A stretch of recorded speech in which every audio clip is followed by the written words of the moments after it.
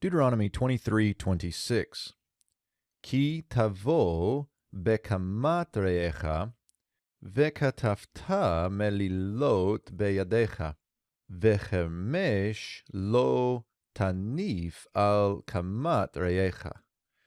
So we begin here with another key, but still in this context of working with your neighbor. So verse 26 still goes with verse 25 in this how you treat your neighbor, but we get a new scenario. So previously it was if you enter his vineyard. Here it is if you enter, call imperfect 2ms of the verbal root bow, if you enter into the standing grain of your neighbor. And you might notice here something related to the verbal root cum. Again, this is not a verb, but it's just the word for standing grain, and we're going to see it down here again in a moment, but you can see how it's related to that rising up or something like that. So again, not a verb, but I want you to see those connections to verbal roots. Then, here we begin the apodosis. Notice the vekatal form, so the accent is down here, not right here. We don't get an accent there.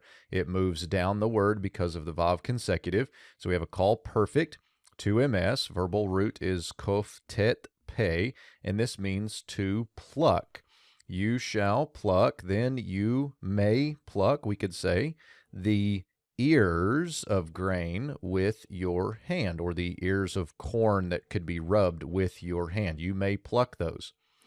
But the sickle you shall not wave. The verbal root here is nof. It's a 2-vav yod. So we get a hifil here because we have the A to I, performative vowel, thematic vowel there. So we've got a hifil. You shall not cause to wave the sickle. Halot actually uses the word brandish here, which I find humorous, as if you're waving this sickle against the standing grain like it's a weapon or something. So let's go with that. You shall not brandish the sickle upon the standing grain of your neighbor. So again, like the grapes, you may pluck them for yourself while in the field, but you shall not do anything to take the grain with you from your neighbor.